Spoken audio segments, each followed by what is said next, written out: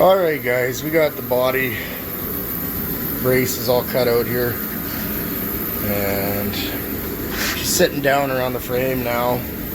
Still got to do some clearancing on the rear axle and that, but sitting just up enough so that I can put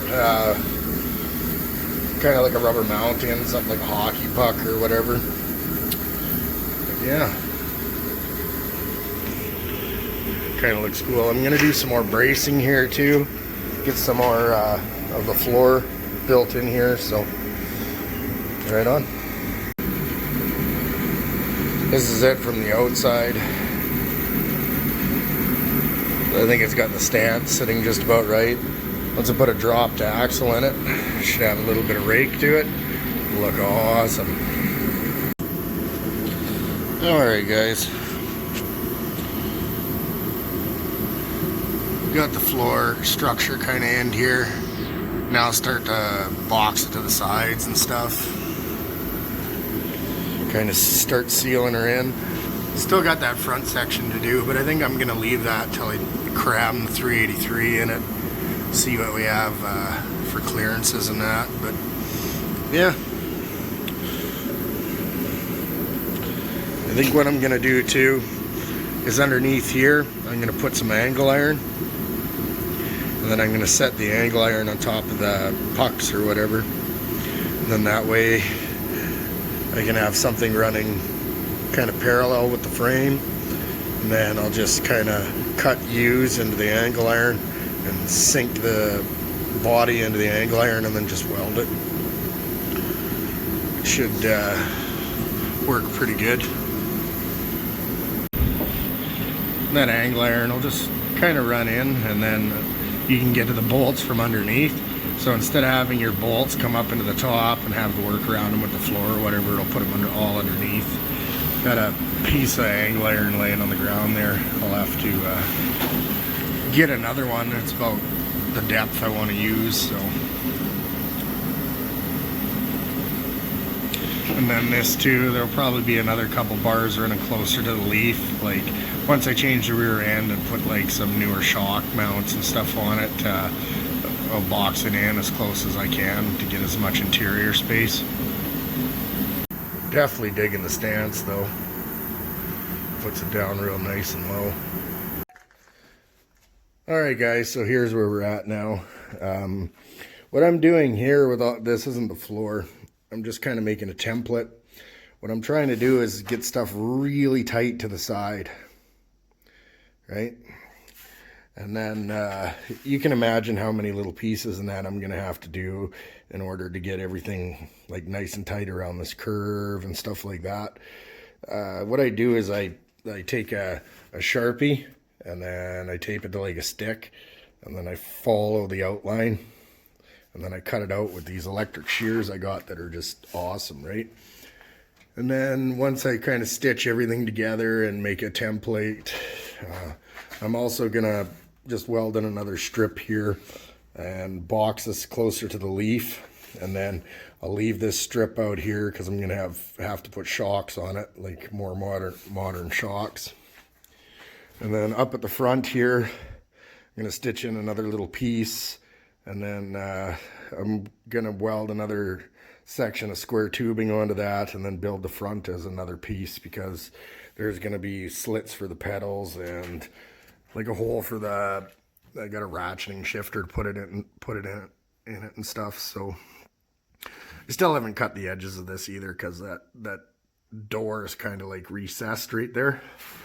And then I'd rather waste this tin and make a template than trying to cut it first time with the diamond plate, right? So we'll make this, it's nice and rigid. You can lay it on top of it and then weld it. It'll probably be 2 sheets wide. So what I'll do is I'll weld 2 sheets together and then put the weld in the center of the car. And then, yeah, should be sweet. And I think that would kind of look cool, like a nice checker plate, kind of chromish floor in it. It'll be nice and rigid too. I still got a few more supports and that to weld in, and then that way I can have it so that you can remove it if you needed to for whatever reason. But yeah, and then that way you can just, I'm gonna weld like kind of like angle iron into the body too, in order to give it something to fasten to and seal.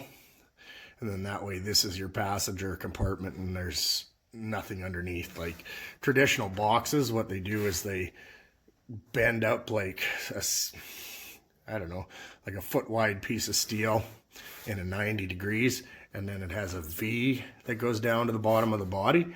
But this one is so rough that there's not really much to weld to at the bottom of the body. So what I'm gonna do is I'm just gonna weld a flat piece of bar in, and then some supports that come up just to keep it from shaking or whatever.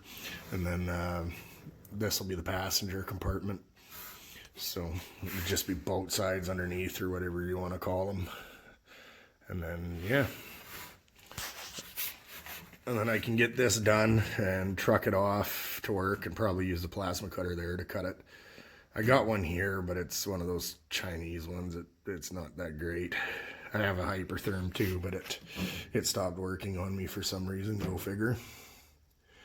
And yeah, we'll get her all. And then it'd be nice too, because you just have one weld seam in it, and then you wouldn't have to do any bead rolls or anything. It would just be rigid. And then if you wanted to mount your seats or whatever, you can, you know, weld in a couple bars and then just drill through it, not having to worry about it sounding like a tin can. So that's kind of what I'm thinking. So I'll weld this piece up, and I still got to pull it out because I got more to do in the structure. But yeah, just something to work on while I'm waiting for more heavier steel, like some more box tube and that to continue on the floor. But yeah, she's starting to come along. You can see how nice and tight that is. And then it gives you a really good template to cut off of. And then what I'm going to do too is I'm going to make that really form fitting. So I'll just make a little piece of tin that fits that really good, and then I'll slide it into there and I'll weld it. And then because the car is kind of bowed out on the sides, I should be able to just stick that floor in one side and then flop it down in here. I don't think there's really anything that's going to impede me putting a floor in this in one piece, up to that cross brace anyways. And then I'm going to overlap it the whole 1 inch or whatever, and then I'll put another bar on the inside of it, and then that way it's really sturdy, because this car doesn't have the braces that go up to the firewall anymore. So what I'm going to do is I'm just going to box it in, and then once the diamond plate and everything's on it, I'm going to create an aluminum one, kind of like an S shape, that goes from the floor up and then to the firewall. Kind of like the original ones, but just on top of the floor. But yeah, we'll see. And then once I have this checker plate cut out and then the body firm and that, I'm probably going to take this car and sandblast it. So, and then start the exterior metal work, like the chop and some of the stuff down low on it. But I'm quite pleased with how it turns out. So probably got a good day left cleaning the shop. So like I said, every time you work on this car, there's like a great big pile of stuff that falls out of it. So it's getting cleaner and cleaner the more I work on it. So, but I like how it just like channeling it like that, just slammed it down. So what I got is it's going to sit at 6 inches channeled, but I'm up about 1.7 inches on the substructure, because in that way I can run like mounts and some angle iron and stuff and have it still channeled 6 inches, but be rubber mounted and really stout. And it just so happened that when I chopped it, that nice little lip on there is almost sitting on the frame, so it should be nice and easy to box in. Might have to cut the steering up a little bit in order to get the box to fit, but I got to do some fan dangling to the firewall there. So, isn't that weird? Look at one shiny bolt on the whole car. Huh. What do you know? yeah. And it's nice too, like having that substructure in there just made this thing real good. Like the whole body, you can actually shake the chassis now, which is kind of cool. Before it was just like a tin can. So, yeah. And I think diamond plate would look sweet. I don't know.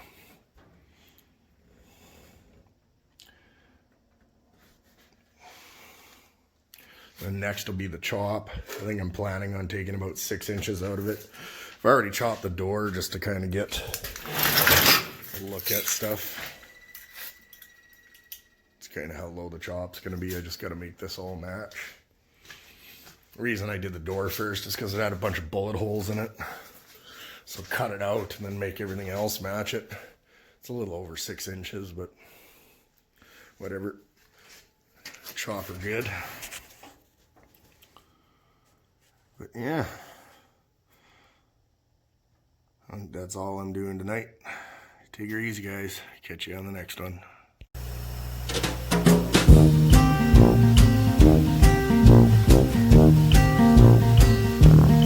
Blah, blah, blah, blah, blah, blah, blah, blah, blah.